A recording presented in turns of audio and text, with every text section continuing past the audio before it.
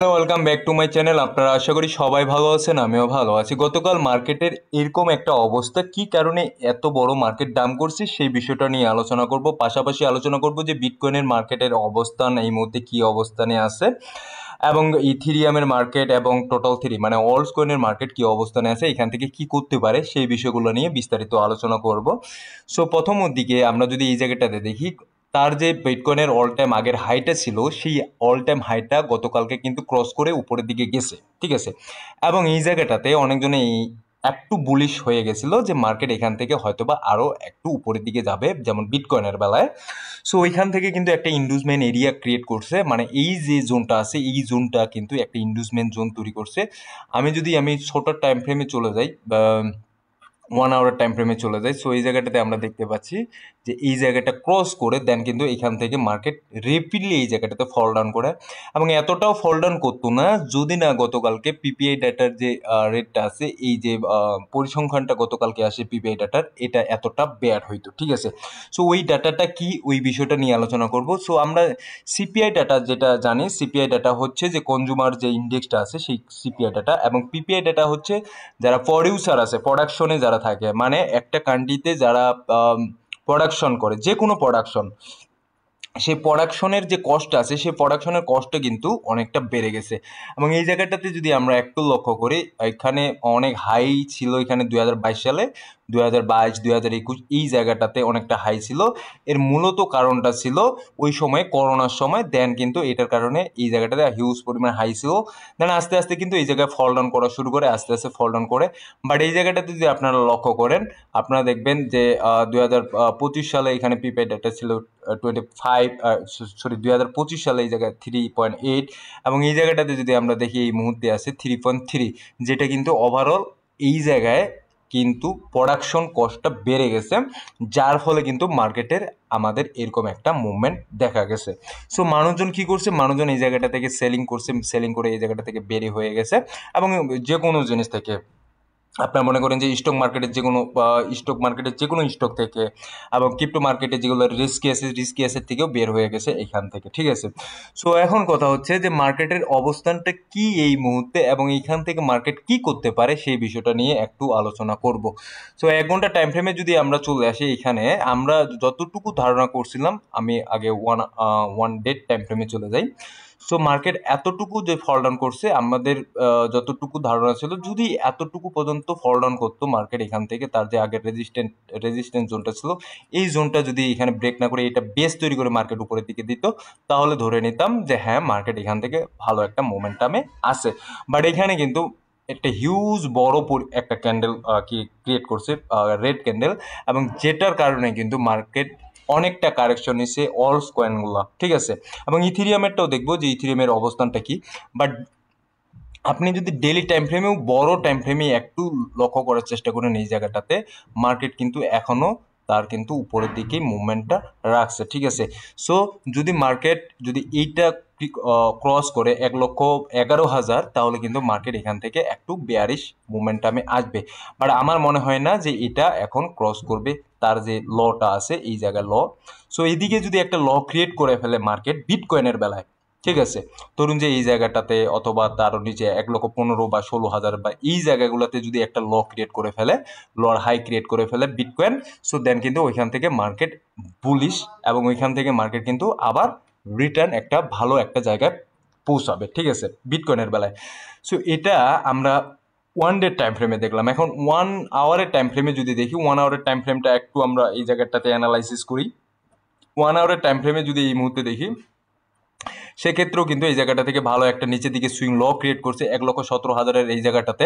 Swing ল create করার পর কিন্তু মার্কেট উপরের দিকে যাচ্ছে, এবং এইখানে কিন্তু একটু মোটামুটি সাইডওয়েজে চলতেছে মার্কেট, এই জায়গাটাতে একটু সাইডওয়েজ চলতেছে। সো এই জায়গাটাতে দেখতে হবে আমাদের যে মার্কেট মুভমেন্টটা কি।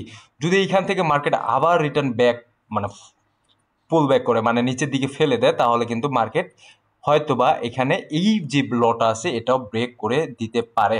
বাট এইটা যদি না করে, এটা যদি ব্রেক না করে, মানে এই এই যে লটা আছে এটা যদি ব্রেক না করে, এখান থেকে একটা ভালো সাপোর্ট নিয়ে এই জায়গা থেকে যদি একটা ভালো সাপোর্ট নিয়ে 1,18,000 বা 1,17,000 এই জায়গাটা যদি একটা ভালো সাপোর্ট নিয়ে উপরের দিকে উঠে, তাহলে বুঝবো যে 1 আওয়ারের টাইম ফ্রেমে মার্কেট ভালো রকমের একটা বুলিশ সেন্টিমেন্ট দেখা যাবে। ঠিক আছে, সো এখন লেটস সি হোয়াটস হ্যাপেন, দেখা যাক সামনের দিকে কি হয় এই জায়গাটাতে।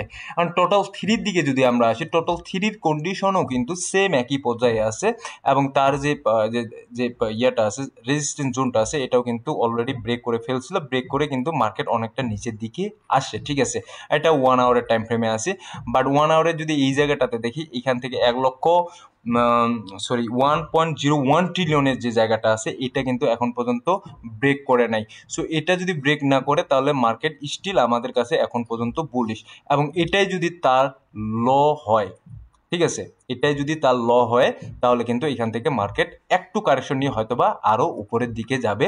তো দেখা যাক এখন মার্কেটের সিনারিওটা কি আসে, যে মার্কেট কোন দিকে যাচ্ছে, বা মার্কেটে এরকম কোনো ব্যাড নিউজ আসে কিনা। এর আগেও আমি বলছিলাম যে টেকনিক্যাল অ্যানালাইসিস মাঝে মধ্যে এমন হয়, যেমন মার্কেটের যে নিউজগুলো আছে, এই নিউজের কারণে কিন্তু টেকনিক্যাল অ্যানালাইসিসগুলো কিন্তু মাঝে মধ্যে ফল ডাউন করে, মানে টেকনিক্যাল অ্যানালাইসিস কিন্তু রং হিসাবে প্রমাণিত হয়ে যায় মার্কেটের ব্যাড নিউজের কারণে। ঠিক আছে, সো এখন আমরা দেখে নিব ইথিরিয়ামকে, যে ইথিরিয়াম এই জায়গাটাতে কি করছে।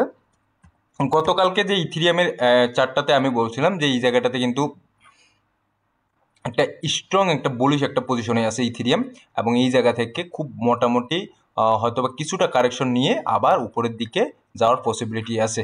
সো এই জায়গাটাতে যদি দেখি 1 আওয়ারের টাইম ফ্রেমে আসি, এই জায়গাটাতে কিন্তু এখনো ভালো রকমের একটা স্ট্রং বুলিশ মুভমেন্টামে আছে, এবং মার্কেট কিন্তু প্রাইস অ্যাকশনের দিক দিয়ে যদি দেখি, মার্কেট কিন্তু এখনো ভালো একটা ট্রেন্ডে আছে। ঠিক আছে, এবং এটার যে লটা আছে এখানে, যে তার যে রেজিস্ট্যান্স জোনটা আছে, এই রেজিস্ট্যান্স জোনের কাছেও কিন্তু এই মার্কেট এখন পর্যন্ত আসে নাই।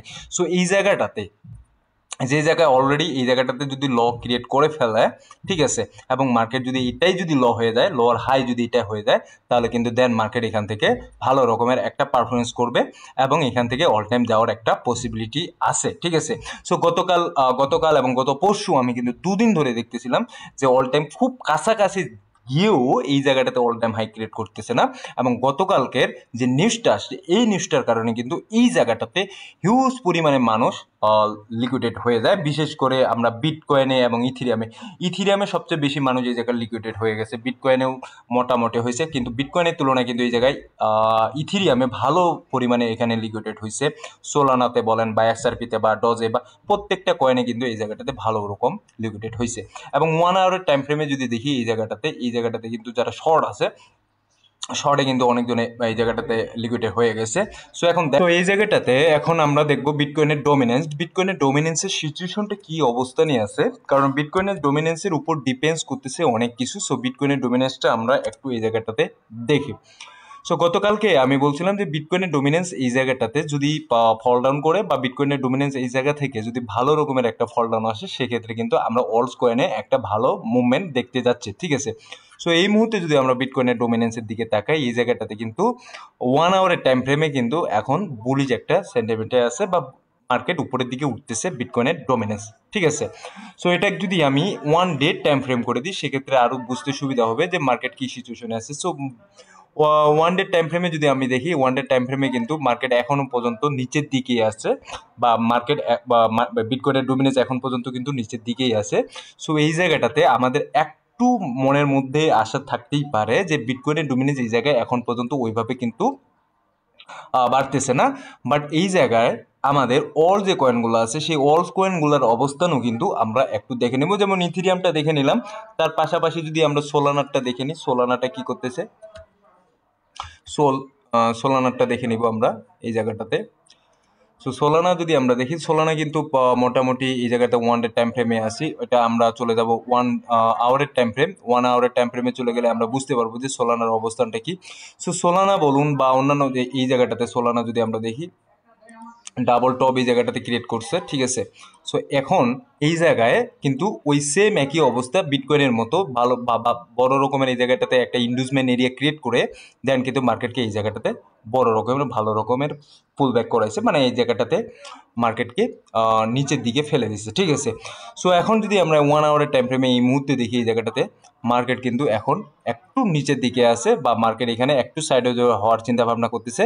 বাট দেখা যাক যদি কোনো কারণে এই যে জায়গাটা আছে, এই যে সাপোর্টের জায়গা রেজিস্ট্যান্সের জায়গাটা আছে, এই জায়গাটা যদি সাপোর্ট নিয়ে নেয় সোলানার বেলায়, তাহলে কিন্তু আমাদের মনে হয় যে এই জায়গা থেকে ভালো রকমের একটা পারফরমেন্স আমরা সোলানাতে আশা করতে পারতেছি সামনের দিকে, ঠিক আছে।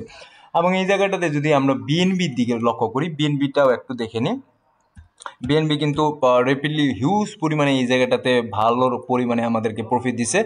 বাট তারপরেও আমরা এই জায়গাটাতে দেখব এই জায়গায় ডাবল টপ এবং এই জায়গায় কিছুটা একটু ইন্ডুসমেন্ট এরিয়া, দেন আবার মার্কেটকে এই জায়গাটাতে করছে, পুল ব্যাক করছে। এবং এই জায়গাটাতে যদি আমি দেখি একটা রেজিস্ট্যান্স জোন এবং এটা সাপোর্ট, ঠিক আছে। সেম প্রত্যেকটা কয়েনের পজিশন এবং প্রত্যেকটা কয়েনের পজিশনিং যে এই মুহূর্তে আছে মোটামুটি একই ধার্সের আছে। সো আমাদের দেখার এখন বিষয় হচ্ছে যে নিউজগুলো আমরা এতদিন ধরে পেয়ে আসছি, যে ভালো ভালো নিউজগুলো পেয়ে আসছি, এবং গতকালকের যে নিউজ, এই এক নিউজের কারণে যে মার্কেটকে এতটা কারেকশনে দিছে। সো এইখান থেকে যেন খুব তাড়াতাড়ি আমরা উতরে যাই এবং এখান থেকে যেন খুব ভালো একটা আমরা মার্কেটের মোমেন্টাম সামনের দিকে দেখতে পাই। সো ধন্যবাদ সবাইকে, ভালো থাকবেন, সুস্থ থাকবেন, দেখা হবে নতুন কোনো ভিডিও নিয়ে আগামী দিনে।